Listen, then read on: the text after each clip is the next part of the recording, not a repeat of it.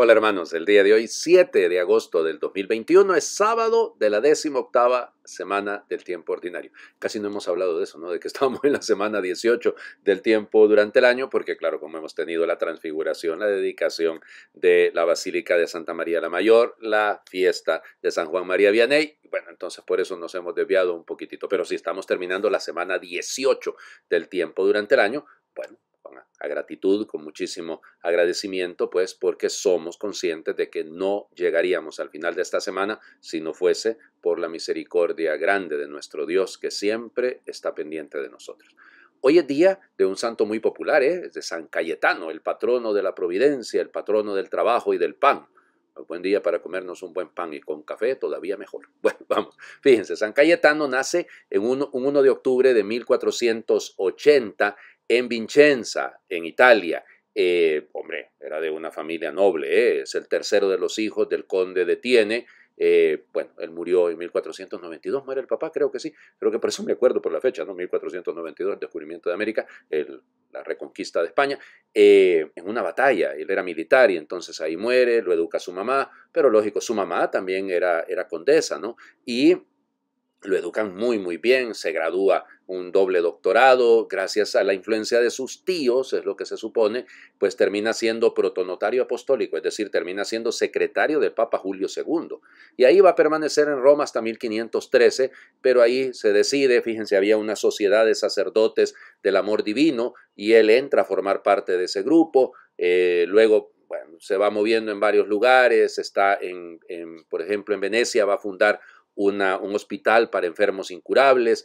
Bueno, ahí va moviéndose de un lado a otro, se da cuenta de la necesidad de fundar, lo ve, lo siente, ¿no? Como es necesario renovar la vida de la fe de las personas. Ya verán ustedes el problema que tendremos porque esa es la época 1517 de la Reforma Protestante, ¿no? De Lutero. Y entonces, claro, el golpe es un golpe duro para la Iglesia. Sí, la Iglesia siempre reformanda, la Iglesia siempre está en proceso de reforma, claro, pero en ese momento realmente había bajado el fervor, había bajado el sentido religioso y por eso él fundará junto con Juan Pedro Carafa, que era obispo en Chieti, y por eso se le llama a ellos los teatinos, una orden de clérigos regulares teatinos, porque, insisto, es fundado en la diócesis de Monseñor Carafa, que Monseñor Carafa pasará a ser más adelante Pablo IV. Y entonces van a dedicarse, miren, una obra interesantísima, ¿no? Él al servicio de los pobres, al servicio de los enfermos, grandes predicadores, insignes predicadores.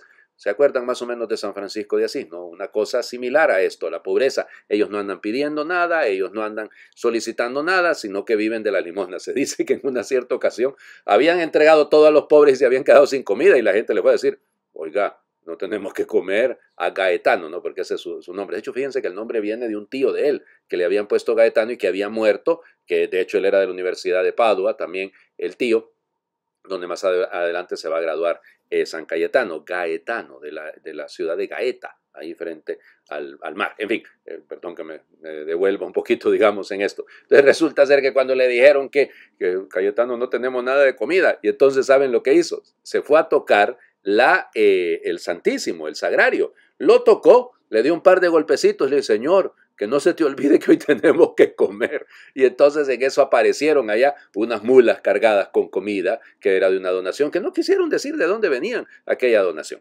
Se le representa muchas veces, lo han visto ustedes, con el niño Jesús en brazos, como que si fuera buen franciscano, como San Antonio de Padua, y bueno, vamos, el Padre Pío. No, ¿saben de dónde viene el asunto? Viene de que en la Navidad de 1517, pues él tuvo una visión y la Virgen le confiaba el niño. Entonces le entregaba el niño, por eso se le representa de esa manera. Está enterrado, él muere un 7 de agosto de 1547 y está enterrado en la iglesia de Sao Paulo en Nápoles, porque allá también va a fundar los Montes de Piedad, los Montes Píos, asociación para, en primer lugar, era para darle de comer a los pobres y luego también tenía un carácter, llamémoslo financiero, para ayudarle a la gente con bajos intereses. Yo no sé si eso es, me parece que después se volvió el Banco de Nápoles, pero igual, para prestar con bajos intereses y ayudarle a la gente. Va a ser, o mejor dicho, fue canonizado, no va a ser, fue canonizado por el Papa Clemente X. Ustedes dirán, bueno, pero eso ¿qué tiene que ver, padre? Miren, tiene mucho que ver porque es una época complicadísima, 1671, es una época en la que la iglesia va perdiendo arraigo, ¿no? Porque los poderes de este mundo es la época del absolutismo y todo, y entonces la iglesia es relegada y se pone a San Cayetano como un modelo de un sacerdote. Fíjense que cuando fue ordenado sacerdote, la primera misa la celebró 3 meses después.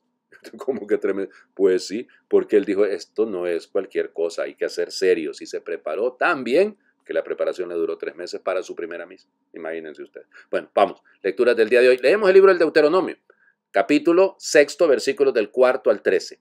En aquellos días habló Moisés al pueblo y le dijo, escucha Israel, el Señor nuestro Dios es el único Señor. Amarás al Señor tu Dios con todo tu corazón, con toda tu alma, con todas tus fuerzas. Graba en tu corazón los mandamientos que hoy te he transmitido. Repíteselos a tus hijos y háblales de ellos cuando estés en tu casa o cuando vayas de camino, cuando te acuestes y cuando te levantes. Átalos a tu mano como una señal y póntelos en la frente para recordarlos. Escríbelos en los dinteles y en las puertas de tu casa. Cuando el Señor tu Dios te introduzca en la tierra que juró dar a tus padres, Abraham, Isaac y Jacob, una tierra con ciudades grandes y ricas que tú no has construido, con casas rebosantes de riquezas que tú no has almacenado, con pozos que tú no has excavado, con viñedos y olivares que tú no has plantado. Y cuando puedas comer hasta saciarte, no te olvides del Señor que te sacó de la esclavitud de Egipto. Al Señor tu Dios temerás y a Él solo servirás, solo en su nombre jurarás. Palabra de Dios. Te alabamos, Señor. Vamos, el capítulo 6 del libro del Deuteronomio, se me olvidó advertírselos, ¿no? Pero vamos, está ahí el Decálogo, la versión del libro del autor deuteronomista. Precioso, ¿no? ¿Cuál es el primer mandamiento de la ley? Escucha Israel. Cuidado, el primer mandamiento es escucha Israel. El Señor nuestro Dios es el único Señor. Ah, claro, si usted primero es discípulo y si usted sabe que Él es el único Dios, empieza el amor, porque es un amor consagrado, ¿no? Es un amor dirigido, es un amor con un norte, pero para descubrir ese amor hay que saber escuchar. Por eso muchas veces no cumplimos los mandamientos porque no nos sabemos amados, porque no hemos escuchado con cuánto amor se nos ha amado. Ese es el punto. Ahí empieza. Hay que aprender a ser discípulo. Hay que aprender a afinar el oído, a regularlo. Hay que usar un buen hisopo espiritual para limpiarlo, un Q-tip, como se dice en inglés. Bueno, hay que irlo limpiando nuestros oídos para que así cumplamos con la misión.